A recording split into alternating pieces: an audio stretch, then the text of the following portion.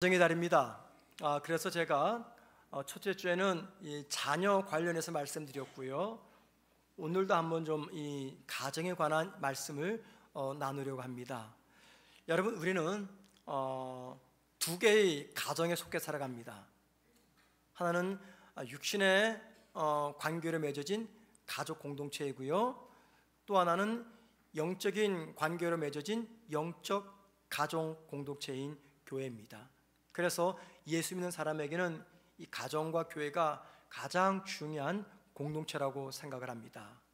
이 귀한 공동체에서 우리가 어떤 마음과 어떤 자세로 살 것인가, 내가 속한 공동체, 이 가정과 교회가 더 건강한 가정이 되고 또 은혜로운 교회가 되기 위해서 우리가 무엇이 필요한가, 이 부분을 함께 말씀을 나누려고 합니다. 사실 오늘 설교의 내용은 제가 지난번 고난주간 특별 새벽기도회 때 예수님의 십자가에서 7마디 설교를 준비할 때 그때 제가 생각을 했습니다. 5월달 이 주제에 관해서 설교를 해야 되겠다 해서 제가 따로 메모해 놓고 묵상했던 말씀입니다. 함께 여러분과 나누려고 합니다. 여러분, 물어보겠습니다. 제가 좀 쓸데없는 것을 잘 묻습니다. 오늘도 쓸데없는 것을 좀 물어볼 겁니다. 가수 중에 남진 씨가 좋으세요? 나훈아 씨가 좋으세요? 나이 젊은 세대는 별로 관심이 없죠. 근데 좀 연세가 드신 분들은 한창 나훈아, 남진 씨가 인기가 있을 때 누가 더 인기가 좋으냐 막 대결하고 그랬어요. 여러분, 국제시장 영화 보셨습니까? 거기 보면은요, 이 남진 씨, 나훈아 씨 누가 더 인기가 있느냐, 이 문제 가지고 옥신각신 다투는 장면을 보셨을 겁니다. 저는 둘 다 좋아하지는 않습니다. 근데 제 어렸을 때 저도 입으로 흥얼거렸던 남진 씨의 노래가 있습니다. 제목은 님과 함께. 한번 불러볼까요? 왜 웃으세요? 유독 성가대가 기분 나쁩니다. 이게 뭐 비웃는 건지 뭐 노래 못하는 거야 어차피 다 아는 건데. 저 푸른 그만하겠습니다. 자, 가사가 이렇죠. 저 푸른 초원 위에 그림 같은 집을 짓고 사랑하는 우리님과 100년 살고 싶어. 다 여러분 외우시죠? 성경 구절은 암송 못해도 이런 거 잘해요. 이 가사를 들어보면 어떤 장면이 떠오르십니까? 목과적인 정원, 참 잘 가꿔진 정원과 예쁜 집. 그래서 그 정원이 잘 가꿔지고 예쁜 집에서 내가 사랑하는 아내와 가족과 함께 살고 싶은 그 염원이 담긴 노래말입니다. 그런데 비록 이런 삶을 모든 사람들이 꿈을 꾸지만 우리 가정의 현실은 어떻습니까? 이 노래 가사말과는 정반대의 모습을 우리 가정에서 발견할 수가 있어요. 그러면 두 번째 가정이라고 하는 이 교회는 어떻습니까? 이 교회를 가리켜 우리 예수님의 몸이라고 이야기합니다. 영적 가족 공동체라고 말합니다. 그리고 천국의 모형이라고 이야기합니다. 그런 이 교회 안에서 분쟁과 다툼이 있습니다. 심지어는요, 얼굴도 보기 싫은 성도가 있습니다. 자, 여러분, 왜 우리는 이 교회와 가정에서, 그리고 내가 살아가는 세상 속에서 나와 관계를 맺고 있는 사람들에게 상처를 주고 상처를 받는 것입니까? 그것은요, 우리가 가장 잘 할 수 있는 일이 누군가에게 상처를 주는 일이기 때문입니다. 누가 가르쳐 주지 않아도 우린 본능적으로 누군가에게 상처 주는 일을 가장 잘합니다. 그런데 우리가 상처를 주는 대상은 누구일까요? 나와 멀리 떨어져 있는 저 북한의 김정은입니까? 여러분, 김정은 때문에 상처받으세요? 가끔 뭐 이렇게 미사일 쏴대지만 그냥 혀를 차지만 상처받지는 않아요. 저 러시아의 푸틴이 독재를 하려고 합니다. 그 때문에 상처받으셨습니까? 우리에게 상처 주는 대상자는요, 나와 관계없는 사람, 멀리 있는 사람이 아닙니다. 나에게 상처를 주고 상처를 받는 대상은요, 나와 가장 가까운 관계에 있는 사람들입니다. 그들이 누굽니까? 가족이죠. 내 아내고 내 남편이고 내 자식이고 내 부모입니다. 또 한 교회 성도들이고 우리 셀 식구고 내 직장 동료입니다. 이게 무슨 말이냐면 이런 거예요. 나와 관계가 가까우면 가까울수록 우리는 더 많은 상처를 주고받게 된다는 겁니다. 상처를 주고받으면서 깨어진 관계 혹은 뒤틀려진 관계, 이 모든 관계를 바로 잡기 위해서 꼭 필요한 것이 있습니다. 그게 바로 용서입니다. 용서. 어쩌면 오늘 설교가 누군가에게는 몹시 마음에 불편할 수가 있을 겁니다. 그래도 한번 끝까지 들어보시고 말씀을 듣는 가운데 주님, 제가 어떤 결단하길 원하십니까? 하나님께 좀 물어보시는 시간이 되었으면 좋겠습니다. 여러분, 용서 없는 관계 회복은 절대 이루어지지 않습니다. 관계 회복을 원하십니까? 그러면은 용서를 구하셔야 되고 용서를 하셔야 됩니다. 러시아의 대문호인 톨스토이가 쓴 책 중에 이반 일리치의 죽음이라는 제목의 책이 있어요. 이반 일리치의 죽음. 이 책은요, 작가인 톨스토이의 자신의 삶을 녹여서 쓴 작품이라고 이야기합니다. 톨스토이는 이 책에서 용서를 구하는 것이 삶의 완성이라고 말합니다. 그리고 용서는 죽음의 공포를 극복하는 가장 강력한 힘이다라는 메시지를 전해줍니다. 자, 이 책에 보면은요, 주인공에 나옵니다. 이반 일리치입니다. 그런데 그 사람이 어느 날 사고로 큰 몸에 상처를 받습니다. 그리고 누워 있는데 점점 몸이 쇠하해집니다. 자, 그러다 보니까는 가족들과 주변 사람들에게 부정적이고 비판적인 반응을 보입니다. 사람들에게 마음은 원치 않는데 상처를 줍니다.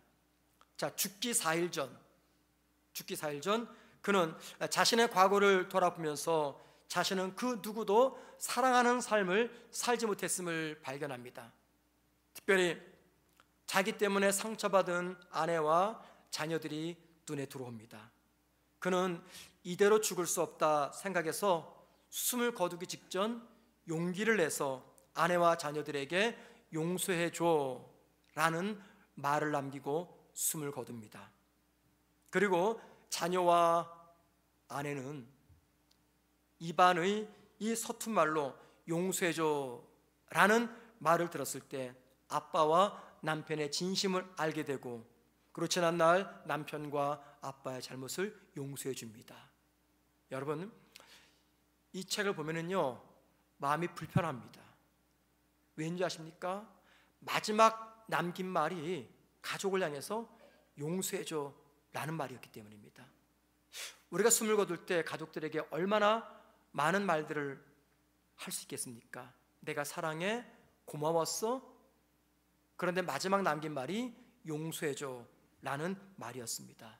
여러분, 저와 여러분이 죽기 전 내 사랑하는 가족들에게 마지막으로 남기는 말이 용서해줘 라는 말이 된다면 이게 얼마나 슬픈 이야기입니까? 그래서 여러분, 용서해줘 라는 말은요, 숨을 거두기 직전에 하는 말이 아니라 매일매일, 오늘도 하고 내일도 해야 되는 말이어야 합니다. 그리고 용서해줘 라는 말을 가장 잘 해야 되는 곳이 바로 가정이며 우리의 교회입니다. 오늘 본문 잠언 17장 1절 다시 한번 보시겠습니다. 마른 떡 한 조각만 있고도 화목하는 것이 제육이 집에 가득하고도 다투는 것보다 나으니라. 이게 어떤 말씀입니까? 집에 많은 재산이 있어서 가족들이 호의호식하면서 싸우고 다투는 것보다 가난해도 화목한 것이 더 낫다, 그 말입니다. 이걸 교회적으로 바꾸면 이런 말이 됩니다. 성도들이 많이 모이는 교회라 할지라도 그 속에서 다투고 싸우는 것보다 교회가 작은 공동체이지만 성도 간에 화목하는 것이 더 낫다, 그 말입니다. 그런데 여러분, 재산이 많은 가정이라고 가족들이 싸우지 않습니다. 또는 집이 가난하다고 가족끼리 화목하지만 않습니다. 교회가 크다고 해서 성도 간에 싸우지 않습니다. 교회가 작다고 해서 성도 간에 화목하지는 않습니다. 재물이 많은 가정이든 가난한 집이든 큰 교회든 작은 교회든 사람이 있는 곳에는 반드시 분쟁과 다툼이 공존합니다. 왜냐하면 사람은요, 이 관계 속에서 살아갑니다. 어딜 가든지 우리는 다른 사람과 관계를 맺으면서 살아갑니다. 그런데 그 관계 속에서 사람은 어떤 형태로든지 타인에게 고통을 주급니다. 정말 중요한 것은 그래서 이 다툼과 분쟁 중에 내가 어떤 자세를 취하느냐, 이게 중요합니다. 다툼과 분쟁이 없는 곳을 찾아가는 것이 아니라, 왜냐하면 어차피 그런 곳은 존재하지 않습니다. 오히려 이 다툼과 분쟁 속에서 나는 어떤 선택을 할 것인가, 내가 저 사람과 살지 않으면, 내가 저 인간과 살지 않으면 참 싸우지 않고 살아가는데 한번 싸우지 않는 다른 사람과 살아봤으면 좋겠다 생각하지만 그 사람 만나보세요. 안 싸우나? 이 교회는 다툼이 있고 분쟁이 있는데 좀 다툼이 없는, 싸우지 않는 그런 교회 가면 좋겠다. 가보세요. 그런 교회가 존재하는가? 존재하지 않습니다. 왜냐하면 아까 말씀드렸잖아요. 우리가 가장 잘 하는 일이란 무엇인가 하면 누군가에게 상처를 주는 일입니다.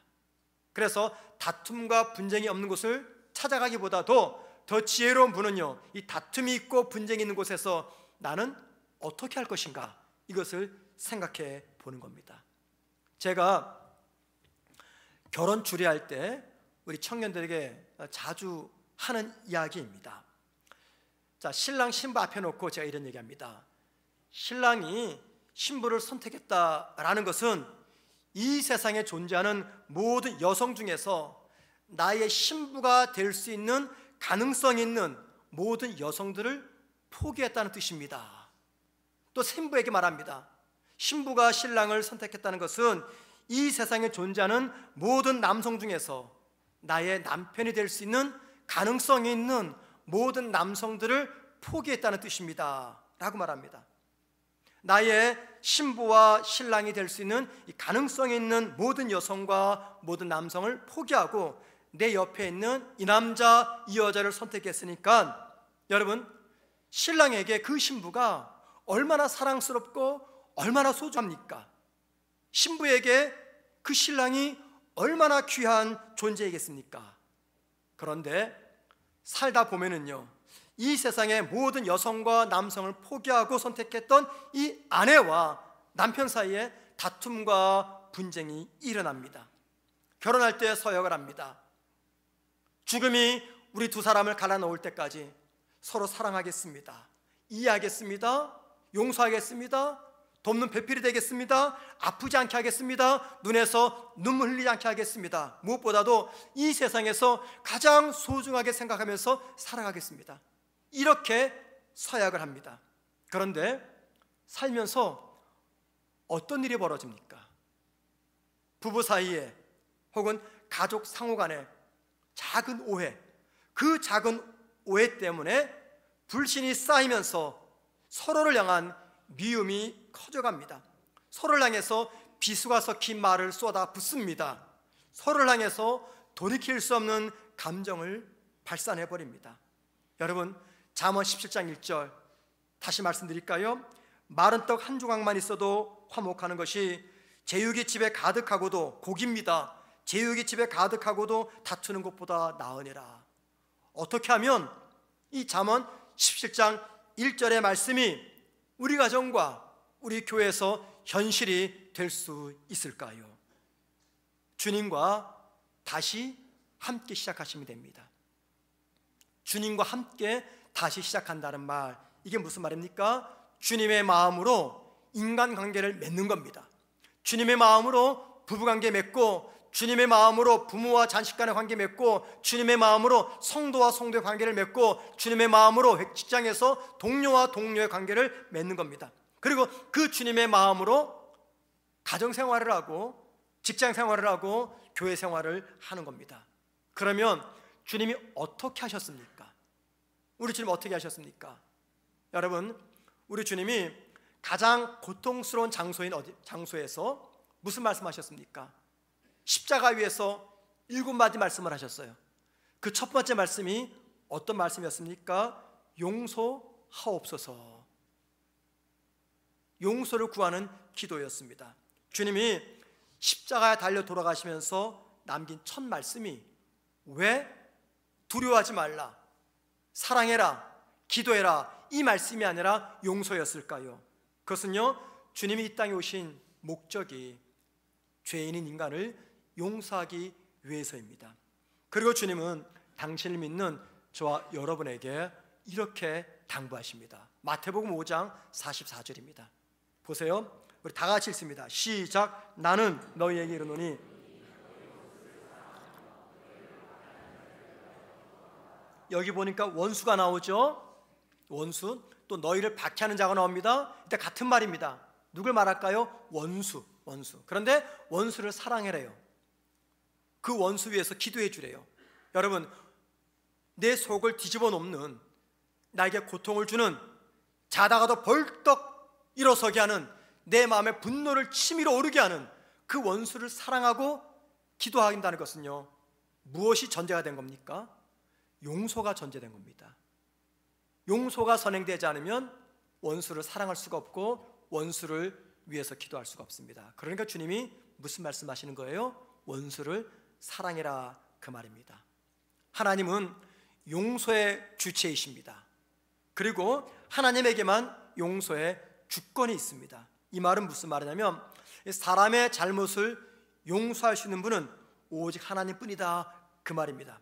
그런데 하나님이 우리에게 사람의 잘못을 용서하라고 말씀하십니다. 이게 무슨 말입니까? 하나님이 용서하는 당신의 권리를 우리에게 이양하셨다, 그 말입니다. 하나님은 당신께 용서받은 우리를 통해서 당신의 일을 이루시길 원합니다. 그러면 여러분, 하나님께 용서받은 우리가 하나님을 위해서 대신 해야 될 그 일이 무엇일까요?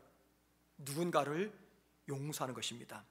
이 말은 우리가 누군가의 잘못을 용서할 때 그것은 내가 용서하는 것이 아니라 내 안에 계신 하나님이 나를 통해서 그 사람을 용서해 주는 것입니다.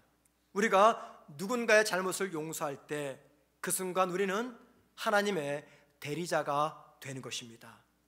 자, 여러분, 한번 여러분에게 물어보겠습니다. 여러분에게는 용서가 쉽습니까? 어렵습니까? 2부 예배 때는 어떤 분이 큰 소리로 쉽습니다 그러시더라고요. 여러분, 용서가 쉬우세요? 어려우세요? 어렵습니다. 참 어려워요. 그러면 여러분, 우리 예수님에게는 이 용서가 쉬웠을까요? 어려웠을까요? 주님이 십자가 달리셔서 하셨던 첫 번째 말씀이 용서하옵소서라는 기도였습니다. 누구를요? 자신을 십자가에 매달고 손과 발에 못을 박고 십자가 아래서 자신을 저주하고 비방하는 그런 사람들을 용서하옵소서라고 기도하셨어요. 이게 뭘 의미합니까? 그 사람들을 용서하는 것이 하나님께 기도해야 될 정도로 힘든 일이었다, 그 말입니다. 예수님의 개인적인 마음으로는 도무지 용서하고 싶지가 않습니다. 이때 그들을 용서하려면은 인간의 몸을 입으신 하나님께, 예수님에게는요, 하나님의 힘이 필요해요, 힘.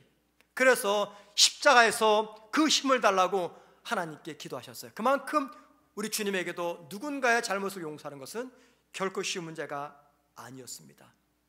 그리고 주님의 이 용서의 기도는요, 우리에게 중요한 것을 알려줍니다.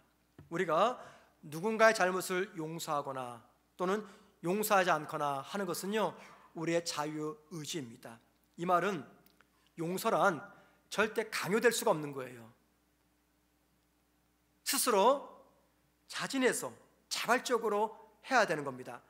이게 용서의 의미입니다. 근데 문제가 뭔지 아세요?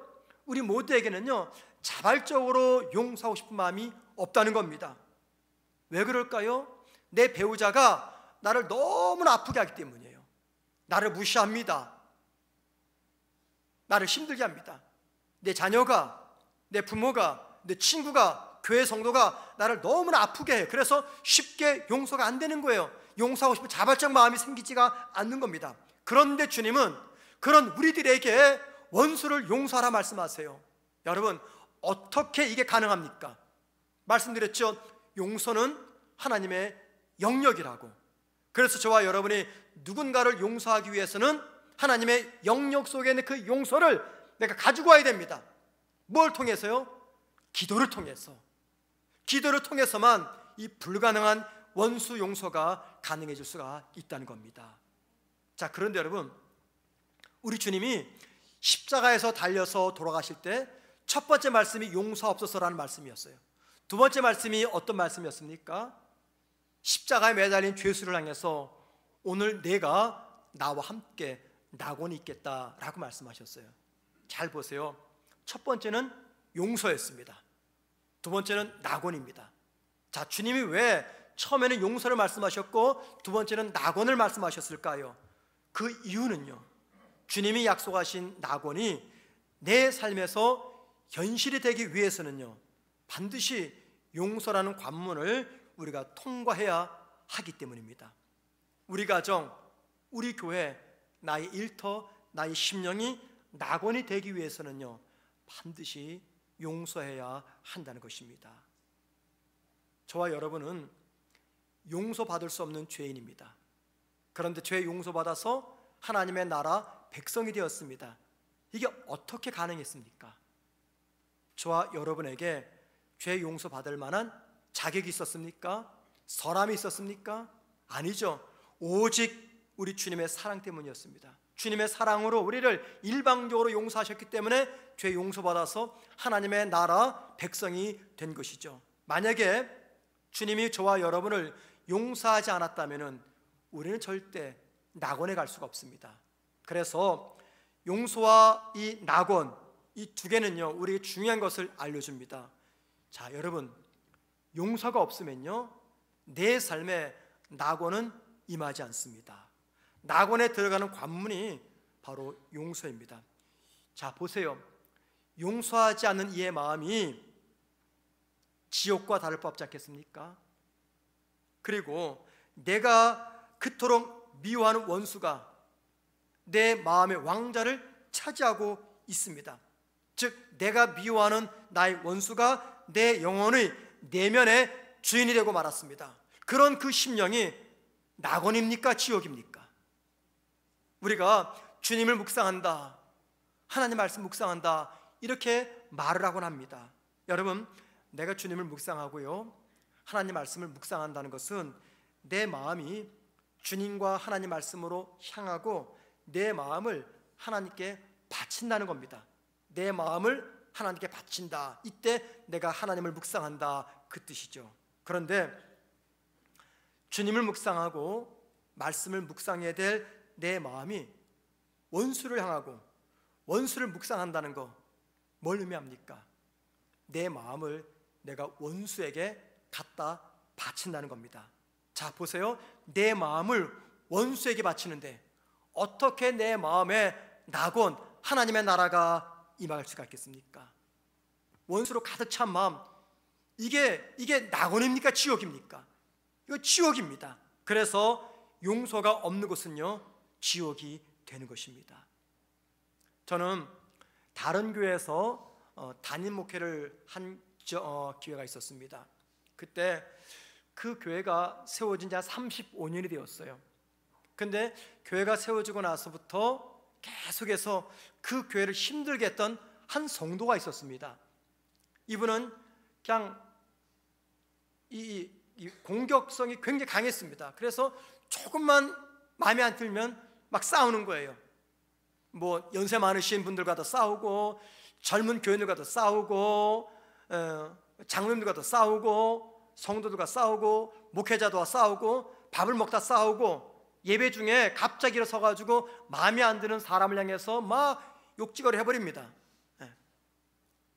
온 성도가 말하기를, 저 인간만 떠나면 우리 교회가 부흥될 텐데, 저 인간만 사라지면 우리 교회가 편안할 텐데, 이 생각을요 다수의 성도들이 하고 있었어요. 그런데 이 한 사람을 쫓아낼 명분이 생겼습니다. 많은 성도들이 모였습니다. 뭐 원로 장로님, 은퇴 장로님 뭐 다 모여가지고 이 한 사람 내보내야 된다, 난리가 났습니다. 교회와 성도가 이 한 사람 내쫓기 위해서 해서는 안 될 짓을 하고 말았습니다. 그때 제가 이걸 중단시켰어요. 여러분, 이러면 안 됩니다. 이러면 안 됩니다. 여러분이 싫어하는 한 사람을 교회에서 내쫓아낸다고 해서 우리 교회 모든 문제가 사라질까요? 한 사람 내보내면 우리 교회가 부흥되고 은혜롭고 아무 문제 없을까요? 절대 안 그럴 겁니다. 교회가 교회다워질 수 있는 것은 용서가 있기 때문입니다. 용서해야 됩니다. 제가 아무리 얘기를 해도 듣지 않았습니다. 결국 그분들은요, 한 사람을 용서하지 않음으로 말미암아 그 교회는 낙원이 아닌 지옥이 되고 말았습니다. 우리는 내 마음에 원수가 없는 가정, 내 마음에 원수가 없는 이런 교회가 곧 낙원이라고 생각을 합니다. 내 마음을 아프게 하는 그 사람, 나를 무시하는 그 사람, 나를 이해하지 못하는 그 사람, 그 한 사람만 없으면 나의 일터, 나의 가정, 나의 교회는, 내가 살아가는 그곳은 낙원이 될 것이라고 생각을 합니다. 그런데 여러분, 낙원은요 원수가 없는 곳이 아닙니다. 낙원은요 내가 미워하는 사람, 나를 아프게 하는 사람, 내 속을 뒤집어 놓는 사람, 그런 사람들을 용서하는 것입니다. 그렇기 때문에 내가 누군가를 용서할 때 내가 있는 그 자리가 바로 낙원이 되는 것입니다. 이 땅에서 낙원이 이루어져야 될 대표적인 장소 두 곳 어디입니까? 가정과 교회입니다. 가정은 육신의 가족들이 모인 곳이며 교회는요 영적 가족들이 모인 곳입니다. 하나님은 용서를 통해서 이 가족과 가정과 교회, 이 두 공동체 안에서 하나님을 경험하도록 하셨습니다. 그러므로 이 가정과 교회에서 용서가 이루어지지 않으면 그것은 절대 낙원이 될 수가 없습니다. 용서 없는 가정, 용서 없는 교회는요 곧 지옥입니다. 우리가 누군가의 잘못을 용서해야 될 이유가 있습니다. 그것은 누군가를 용서하는 나의 용서가 나를 자유롭게 만들어주기 때문입니다. 여러분, 내가 용서해버리면 나에게 피해를 준, 아픔을 준, 고통을 준 그 가해자는 죄책감에서 자유로운 것은 아닌가, 이런 생각을 할 수가 있어요. 아닙니다. 여러분, 누군가를 용서하는 것은요 가해자를 죄책감에서 살려내는 것이 아니에요. 오히려 피해자의 내가 나를 분노의 감정에서, 마음의 상처에서 자유롭게 만들어주는 것입니다. 미워하는 원수, 분노하는 대상을 내가 묵상하고 있는데 어떻게 하나님의 나라를 내가 살아갈 수가 있겠습니까? 용서할 수 없는 원수가 내 마음을 장악하면은요 내 마음은 천국이 아닌 지옥이 되고 맙니다. 그러므로 누군가를 용서하지 못하고 미워하고 증오한다는 것은 내 스스로가 소중한 내 인생을 괴롭히면서 나를 무서운 전쟁 속으로 몰아넣는 겁니다. 여러분, 용서가 안 되십니까? 우리 주님도 용서가 안 됐어요. 당신을 십자가에 못 박는 사람들이 용서가 안 되었습니다. 왜냐하면 주님에게도 용서는 너무나 힘든 일이었기 때문입니다. 그래서 주님은 하나님께 기도하셨어요. 이제 우리 차례입니다. 저와 여러분의 차례입니다. 아직은 용서할 때가 아니고, 아직은 용서한 마음이 준비되지 않았습니다 라고 말씀하십니까? 그런 나에게 주님은 이렇게 말씀하십니다. 내가 너를 용서했다. 이제 너희가 용서할 때다 라고 말이죠. 독일의 신학자이자 목회자였던 본 회퍼 목사가 있습니다. 그 사람은 세계 2차 대전 때 독일의 나치와 히틀러에 대항하다가 수용소에 갇히게 됩니다. 그리고는 수용소에서 총살령으로 생을 마감하게 됩니다. 1945년 4월 9일입니다. 이 본 회퍼 목사는요 많은 책을 썼습니다. 워낙 유명한 신학자였기 때문에 그가 쓴 책 중에 성도의 공동생활이라는 제목의 책이 있어요. 이 책에서 본 회퍼 목사는 이렇게 이야기합니다. 예수 그리스도는 원수들 한복판에서 사셨습니다. 그러므로 그리스도인이라면 수도원적 은둔 생활이 아니라 원수들 속에서 살아가는 것이 마땅합니다. 그리스도인이 감당해야 할 일과 사명이 바로 그곳에 있는 까닭입니다. 여러분 보세요. 원수들 속에서 살아가는 것이 마땅합니다. 그리스도인이 감당해야 될 일과 성도의 사명이 바로 그곳에 있습니다. 이 본회포의 말이 참으로 모진 말이 아닐 수 없습니다. 왜요? 예수 믿는 우리들에게 원수와 함께 살아가라고 말하고 있기 때문입니다. 그리고 그게 성도의 사명이라고 이야기해요. 여러분, 우리의 원수가 누굽니까? 나의 원수가 누굽니까? 여러분의 원수가 누굽니까? 나를 아프게 하는 사람이죠. 나를 화나게 하는 사람입니다. 나를 지치게 하는 사람입니다. 나를 잠 못 들게 하는 사람입니다. 내 마음에 평안을 빼앗아가는 사람입니다. 내 마음에 분노가 치밀어 오르게 만드는 사람입니다. 그런데 뭐라고 말해요? 그 원수들 틈에 끼어서 그들과 함께 사는 것이 나의 사명이라고 이야기합니다. 여러분, 어떻게 무엇으로 이 원수들과 어울려 살아갑니까? 어떻게요? 용서함으로 원수들과 어울려 살아가야 됩니다.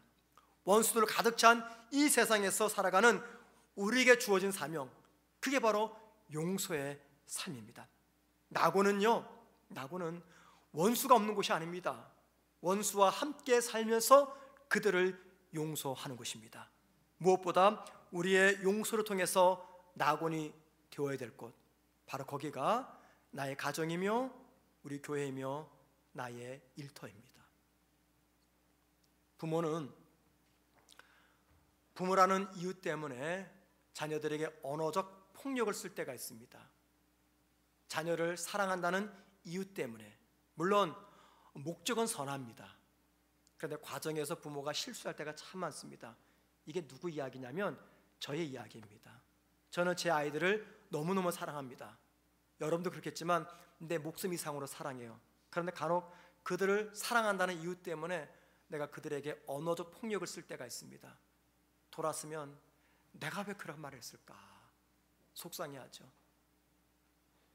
부모가 자식을 사랑하기 때문에, 혹은 남편이 아내를 사랑하기 때문에, 아내가 남편을 사랑하기 때문에, 사랑한다는 이유 때문에 우리 내 배우자에게, 자식들에게, 부모에게 언어적 폭력을 씁니다. 근데 그게 얼마나 심각한 폭력인지 모릅니다. 제가 그것을 깨달았을 때가 있어요. 제가 우리 교회 부임하기 전이었던 2016년 3월 달에, 제가 우리 교회 2016년 5월 달에 왔으니까 2달 전에 영국에 있는 아들을 방문했습니다. 그 아들과 밤새도록 이야기를 하는데, 어느 날 이야기하다가 늦은 저녁 아이가 그런 이야기를 해요. 아빠, 나한테는 실패에 대한 두려움이 있어. 뭘 하는데 이게 만약에 안 되면 어떻게 될까? 그 당시 제 아들이 어떤 시험을 치렀습니다. 12번에 거친 시험을 이제 치르는 그런 과정이 있었는데, 한 번 한 번 볼 때마다 이게 피가 마르고 살이 타는 거죠. 그럴 때마다 이 시험 떨어지면 나 어떻게 할까? 실패에 대한 두려움이 너무 커서 때로는 실패하면 극단적 선택까지 생각을 했다는 것입니다. 제가 처음 들었어요. 큰 충격을 받았습니다. 그래서 제가, 야 우리마, 너 왜 그래? 도대체 뭐 때문에 그래? 그랬더니 제 아들이 말하기를 아빠 때문이야 라고 말해요. 아빠 때문이야. 왜 아빠 때문이냐 물어봤더니, 우리 아이가 이제 공부를 할 때 늘 제가 그랬거든요. 한번 언젠가 이렇게 말씀드렸지만은, 너는 이 한국에서 못 살고 영국에서 살아야 돼. 그러면 영국 사람들이 너가 필요해서 찾아온 직업을 선택해야 돼. 아시아 사람으로서. 그게 늘 제가 걱정이 됐어요. 한국에 살면 걱정이 없는데, 그래서 전문직을 가져야 돼. 그리고 제일 중요한 거, 좋은 대학 들어가야 돼. 좋은 대학 들어가야 돼. 정말 잘못된 거죠. 무시당하지 않게 해서 좋은 대학 들어가야 돼. 이 목사가 이렇게 참 한심합니다. 과거 그랬습니다. 제가 그러면서 말하기를, 영국에서 좋은 대학 들어가지 못하면 한국에 있는 대학 들어가야 돼.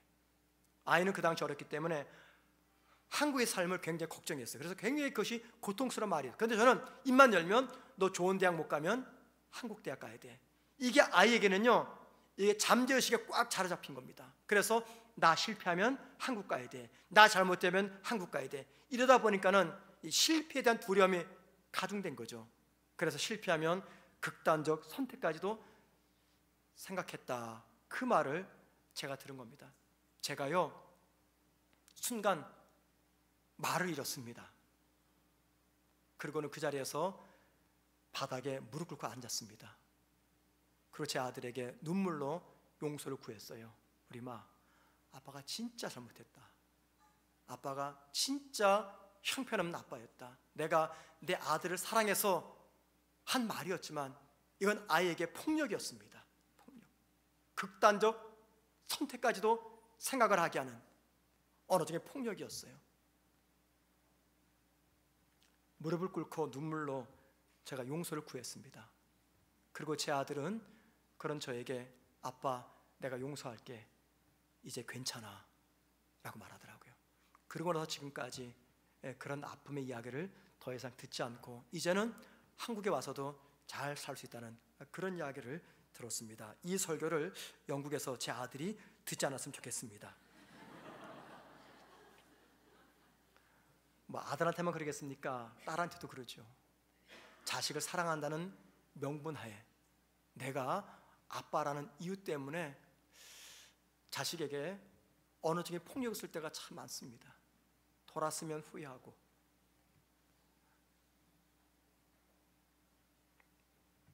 여러분, 우리가 자녀한테만 그러지 않습니다. 배우자한테 합니다. 남편이 아내에게, 아내가 남편에게 쓸데없는 말 하겠습니까? 사랑하지 않아서 그 말 합니까? 고생하는 거 몰라서 그 말 합니까? 다 알죠. 사랑하죠. 너무 소중합니다. 그런데 사랑이라는 명분하에 내 배우자라는 이유 때문에, 내 부모라는 이유 때문에 셀장은 이해해 주겠지, 장로님도 이해해 주겠지, 목사는 이해해 주겠지, 그런 명분하에 우리는 너무 쉽게 상대에게 가슴에 못을 박는 말을 하고 내 감정을 그대로 표현할 때가 있습니다. 여러분, 우리의 가정에 행복과 기쁨이 사라졌습니까? 왜 그럴까요? 그 이유가 물질의 부족 때문이라고 생각하십니까? 그 이유가 우리 가족들이, 우리 성도들이 고생하는 나를 이해하지 못해서 그런 겁니까? 만약에 우리 집에 돈이 차고 넘쳐서 내가 원하는 대로 살아간다면 우리 가정에서 불행과 절망은 사라지고 낙원이 이루어질까요? 우리 교회가 마음에 들지 않고 우리 교회가 은혜가 되지 않는 이유는 어느 특정인 때문이라고 생각하십니까? 그래서 그 한 사람이 이 교회를 떠나면 더 이상 내 눈에 보이지 않으면 나와 적대적 관계에 있고 내 마음을 불편하게 하는 그 사람이 교회를 떠나서 내 눈에 보이지 않으면 그때 우리 교회가 낙원 같은 교회가 될까요? 그때 우리 가정이 낙원이 되겠습니까? 가족들이 나를 이해하면 우리 가정이 천국이 될까요? 절대 아닙니다. 절대 아니에요. 절대 아닙니다. 용서할 사람을 용서하지 않으면 내가 있는 곳은 결코 낙원이 될 수가 없습니다. 거기가 가정이든 교회든 일터이든 내가 용서할 사람을 용서하지 않으면 거기는 절대 낙원이 될 수가 없습니다. 용서할 사람을 용서하지 않으면 우리 지옥에서 살아가게 됩니다. 여러분, 영적 성숙은요, 용서하고 용서받는 삶을 통해서 이루어집니다. 용서의 날개는요, 용서하고 용서받는 삶을 통해서 자라납니다. 미워할수록 영혼의 키는 작아지지만 용서할수록 영혼의 키는 점점 커지게 됩니다. 미움은요 10년 쌓은 우정도 무너뜨리지만 용서는요 10년 틀어진 관계도 복원시킵니다. 용서의 문이 열릴 때, 용서의 문이 여실 때 그때 비로소 축복의 문도 열리는 겁니다. 사람은 자신감이 있으면요 마음이 넓어집니다. 그리고 더 쉽게 용서하기가 쉬워집니다. 남을 용서하지 못하는 이유 무엇 때문일까요? 나를 자신하지 못하기 때문이에요. 즉 내 자신에 대해서 자신감이 없기 때문에 마음이 좁아지는 거예요. 그리고 용서하지 못하는 겁니다. 그래서 용서는요 궁극적 자화상의 표적입니다. 용서할 때 평범함은요 비범함으로 바뀌게 됩니다.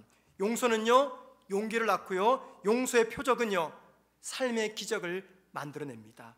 용서는 나를 살리고 우리 가정을 살리고 우리 교회를 살립니다. 그리고 마침내 우리의 삶을 용서가 낙원으로 인도해 줍니다. 우리 모두 용서하는 성도로 살아가기를 주의 이름으로 축원을 드립니다.